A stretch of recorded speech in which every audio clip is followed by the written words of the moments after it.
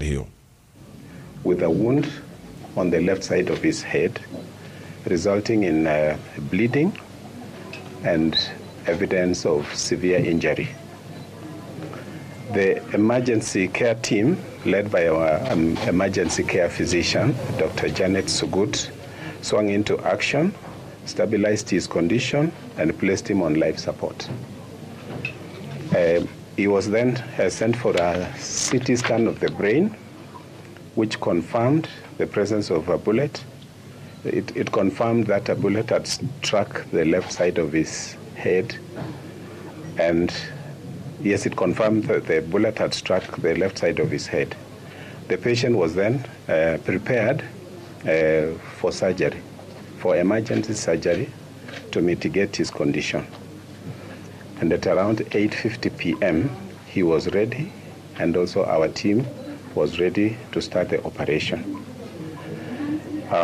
The patient was wheeled into theater, where a complex and delicate surgery was conducted by a multidisciplinary team under the leadership of our neurosurgeon, Dr. Sam Jiru.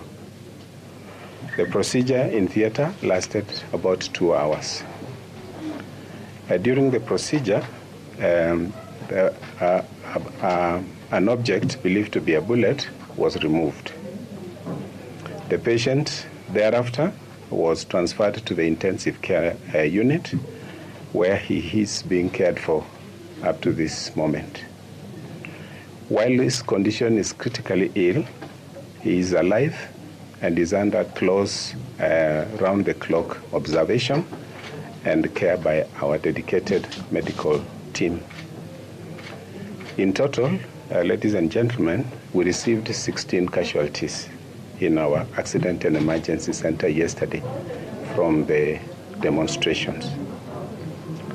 The injuries that were described ranged from gunshot wounds to blunt trauma. Of the 16 patients, 7 patients were admitted to the wards for further management. 9 were treated and discharged. As of this morning, 6 had undergone surgery. 2 had undergone surgery, and 4 more were on the theater list, waiting to go to theater this morning. One other patient who remained unidentified as of this morning, having sustained a skull fracture reportedly from blunt trauma to the head. We commend the swift actions of the first responders and the public who ensured the timely referral of casualties to KNH. We also acknowledge the professionalism and dedication of our medical staff, who continue to respond effectively under high-pressure emergencies. Kenyatta National Hospital is committed to providing the highest standard of emergency and trauma care. Further updates will be provided as appropriate, with due regard to the privacy and the dignity of the patients involved. I close by wishing all the patients who are injured, who are in our care, a quick recovery. Thank you very much. We invite questions.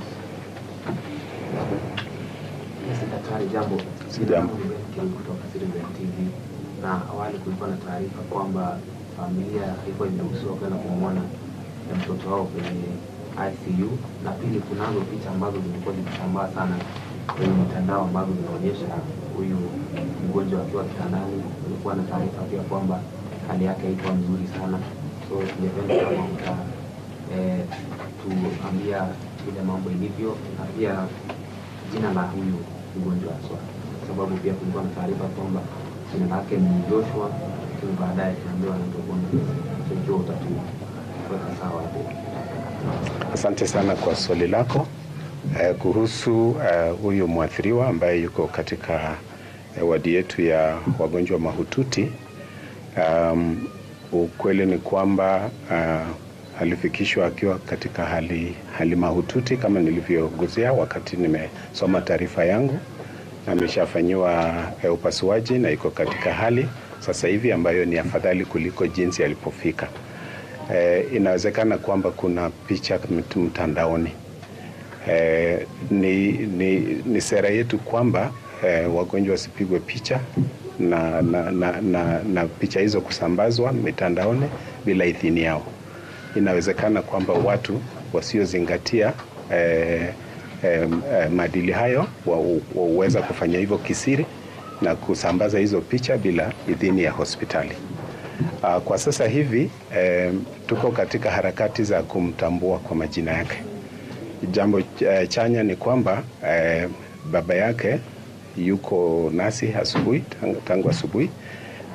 Amemtambulisha kwa jina fulani, lakini bado tunangojea udhibitisho, kwa sababu sera yetu ya hospitali ni kwamba lazima tuwe na uhakika kabla ya kuyataja majina yake. Kwa hivyo tunatumai kwamba kwa muda mchache ujao tutaweza kumtambua kwa majina yake kamili. Lakini tunafurahi kwamba kuna watu wamejitokeza wakisema kwamba ni jamii yake. Asante.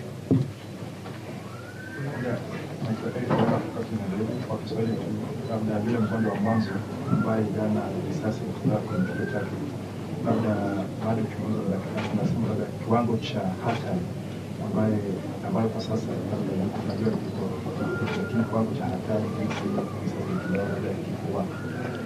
asante sana.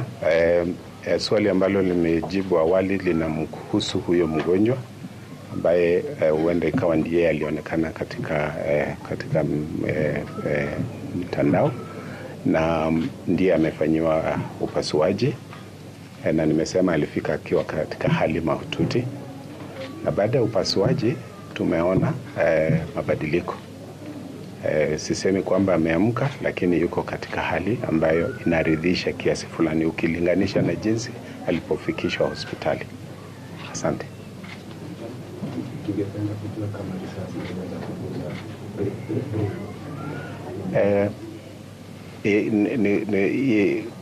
Ni kweli kwamba jeraha alilopata kutokana na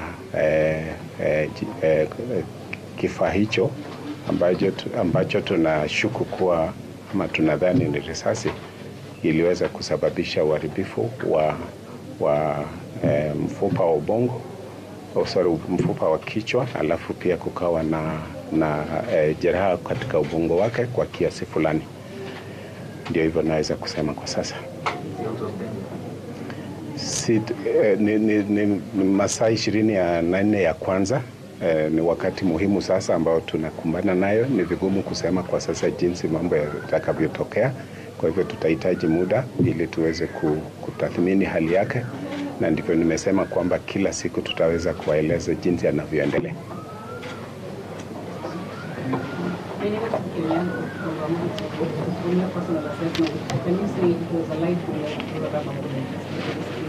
At this point in time, we were uncertain. Usually when we remove any foreign bodies from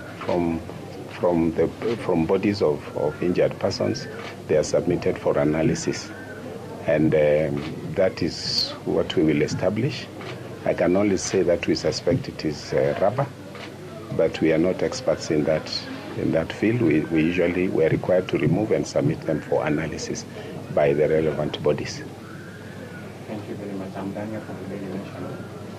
Previously, how well be used for the patients of the wheelchair? I know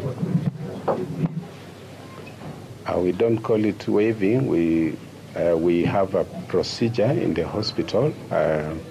We do have a fund for disaster cases, natural disasters, civil unrests like this one, and in most cases their bills are catered for. But we are not at that point yet where we are talking about bills. The most important thing is that the patient received timely care and is continuing to receive timely care and will receive care up to the point when we think he is fit to be discharged. Yes. My name is Vera from KTN. You mentioned of patients coming in with gunshot wounds, and we've had you mention of two, one on the skull and the patient we are talking about here that was identified yesterday on the camera.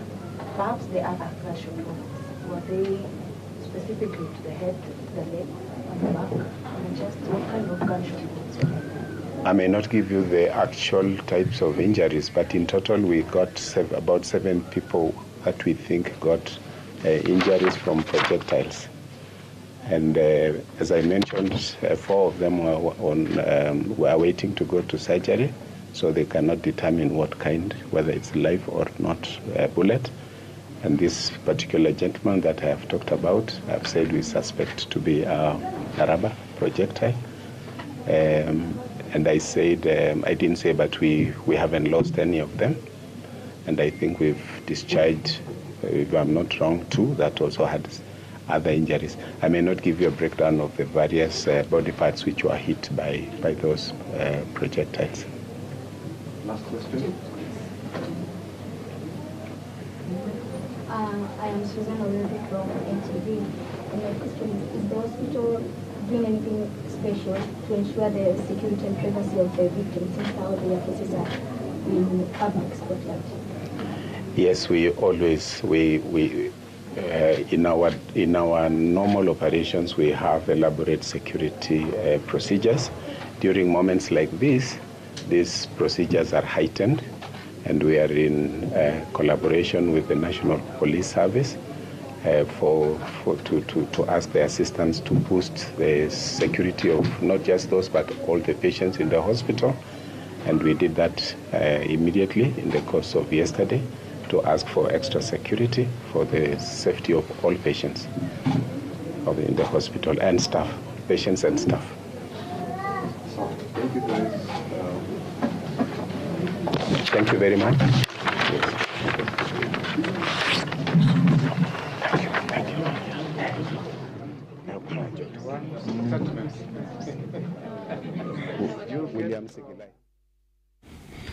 Hiyo ni taarifa